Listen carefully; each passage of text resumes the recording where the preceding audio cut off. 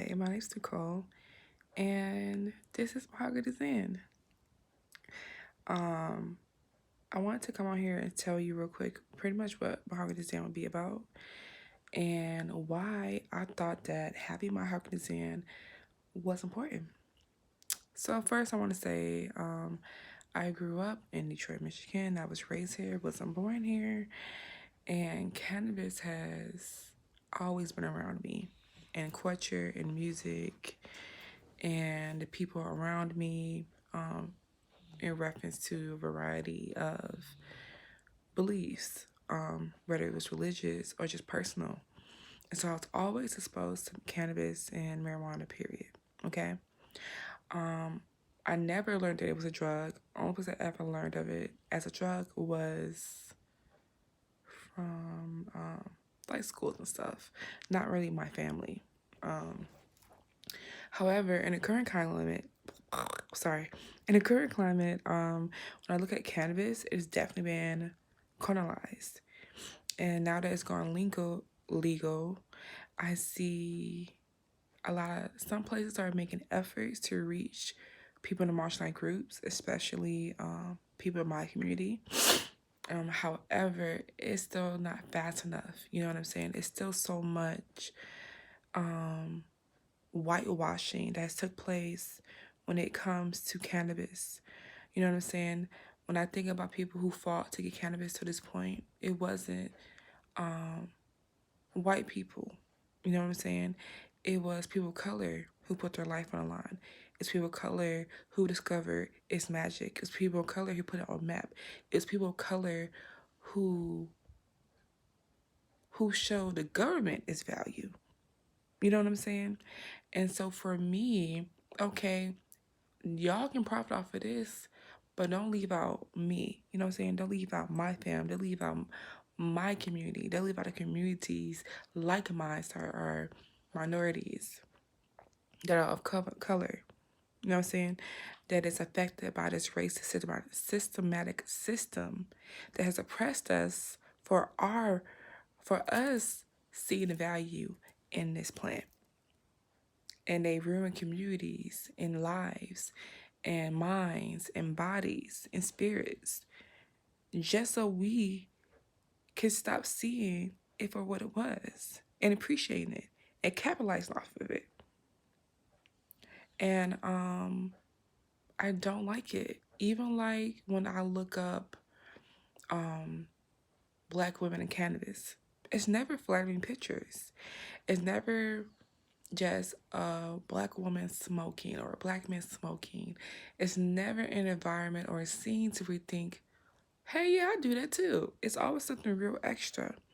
The first thing I type when I type in cannabis, it comes up a picture of the plant and usually white hands or white women or white men or white counterparts, period. And I have no problem. I have no problem with that. I'm okay with that. But what you're not going to do is not have any pictures of people who look like me with cannabis, or have pictures of people who look like me smoking cannabis. That's not an environment that reflects to negativity. You know what I'm saying? I want to see more faces that look like mine in this industry. I want the lives and bodies in my community to feel the impact, the positive impact of this industry. And I don't want to see beautiful white faces. I want to see beautiful brown melanated faces too. All of us from all different places, not just in America, all across the world to benefit from this industry. And I refuse to be blocked out. I refuse to not be seen. I initially did set up a Facebook group where it was to educate people on cannabis and its medical uses, and also regular uses and different ways that you can use and apply it to your lifestyle. I wasn't really good at it. I used to get high, go in there and talk, but I didn't really have a plan, so I deleted the group. Wasn't that many people in there.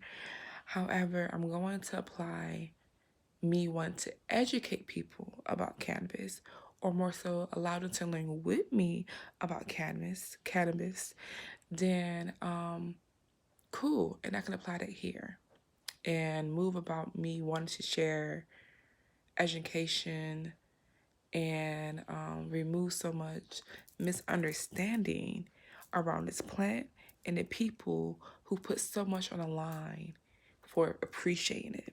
You know what I'm saying? So ultimately, I made Mahogany Zen to put in the forefront of the movement people who look like me. And I'm going to put so much ambition behind it, ambition behind this name, and curate it into a brand one day, very soon. Because I don't want to just be a cannabis influencer.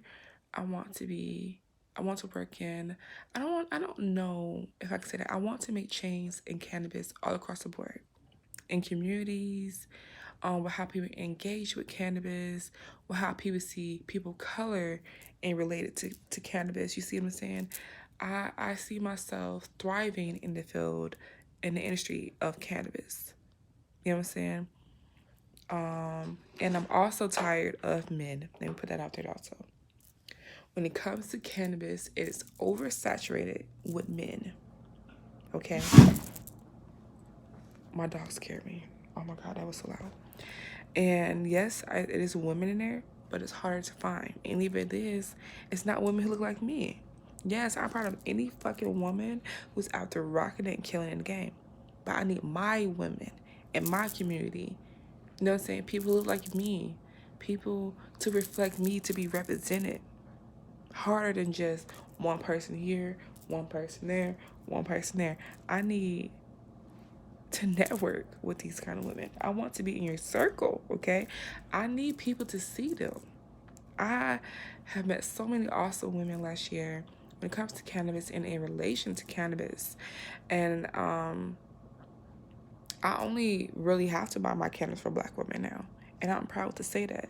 I can go invest in so many different businesses in relation to cannabis and go pursue a Black woman first.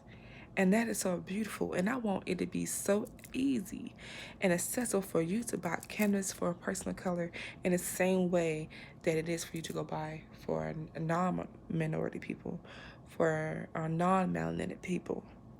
Because I just feel like saying white all the time is kind of exhausting. So, yeah. I plan to do a variety of content here. So from education to reviews to hauls to story times, ASMR, you name it. You okay, Leda? So yeah, I think the first thing that really sparked me and ooh, I'm so sorry. The first thing that really got my attention, oh, I'm so sorry, in cannabis was I was in a Canamom group, and it was majority of white women, and it was ran by white women, and the majority of the people reflected in the group was white women. And so whenever someone that wasn't white and that was of color had something to say in relation to the group or had a post they wanted to post or a comment, it was like they would be silenced. Like silenced by either the members of the group or the founder of the group. And I just couldn't believe the way that they were treating these Black women. I thought we were all here as moms, you know what I'm saying? Here together to smoke, but to see people bully certain people just because they thought that they could was ridiculous. And it was upsetting to see how I'm being oppressed in a fucking cannabis group. We can't even speak and share freely in a group about cannabis without being censored to other people's likings. And so it angered me. It angered me to the root of me, because this is why it's so important for Black people to have spaces to be free, safe places to experience and to be.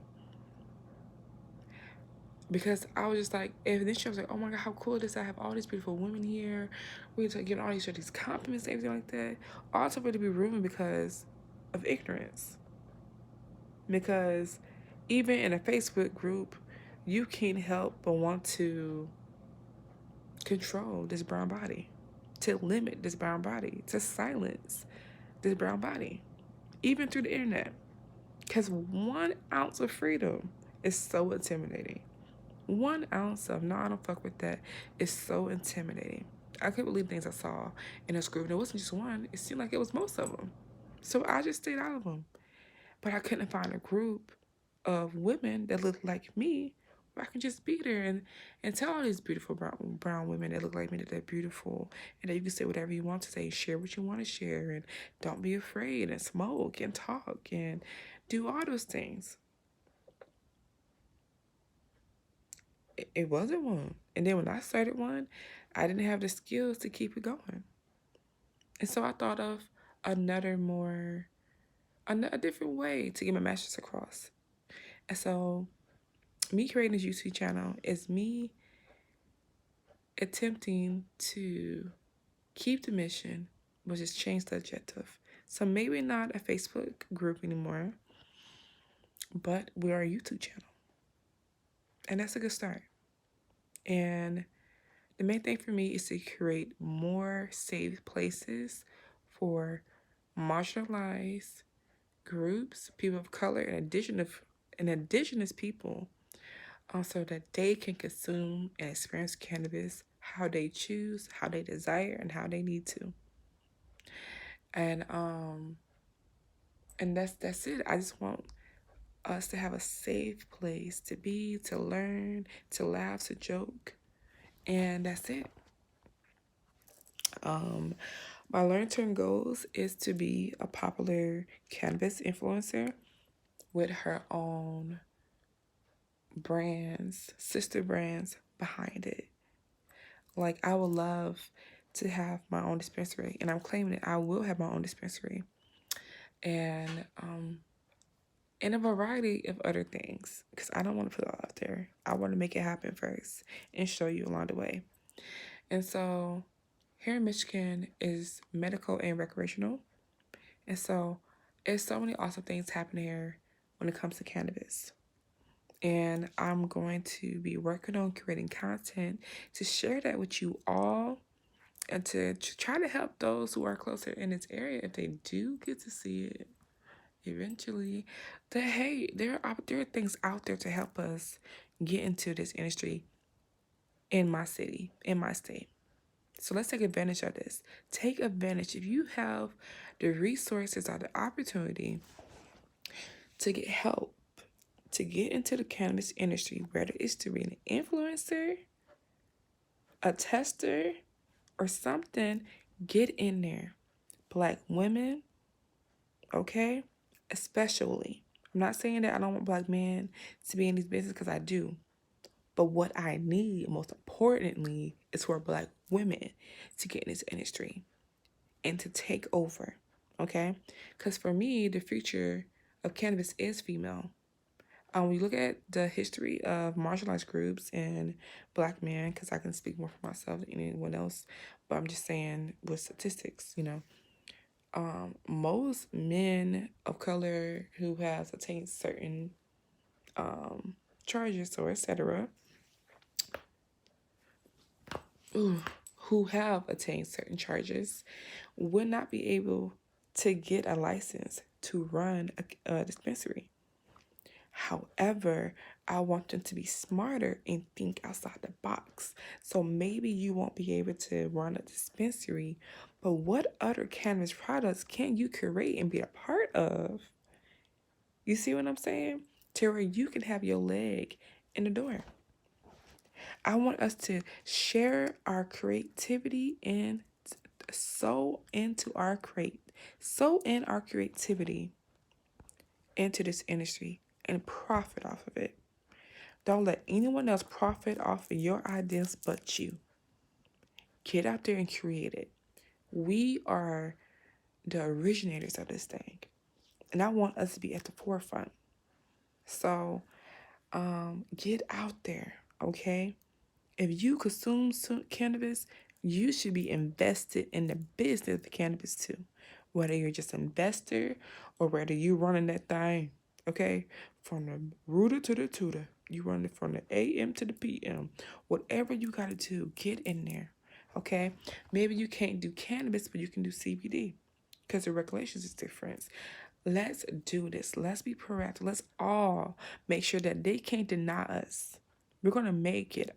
We're gonna make it into there. You know what I'm saying? Um, so yeah, I will probably be creating scripts, so it'll be easier for me to stay on task because I think that's gonna be a problem for me. So yes, I will be getting popped today. Today is a Friday. It is the first week of February. The first Friday of February. Because I don't know the date. I don't know the date. So, yeah. I might come back on here later and record another video. Doing a review of the strand that I recently purchased. And I will be making a purchase through KC Jane online, where I buy all of my cartridges from. And I will be reviewing all of her products. So I will be doing hauls of hers as often as possible, whether it's one product or it's 5. You're going to see it. So, yes. I hope this wasn't too scattered and everywhere and messy. But even if it is, I'm a work in progress. So there'll be many more chances for me to improve and get better at this.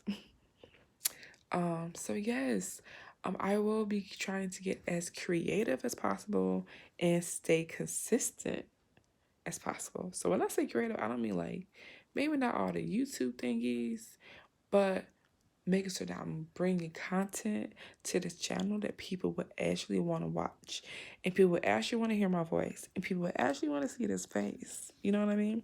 And hear these ideas. And so, yes, I hope I piqued someone's interest. So yeah, later. You have a beautiful day, and I'll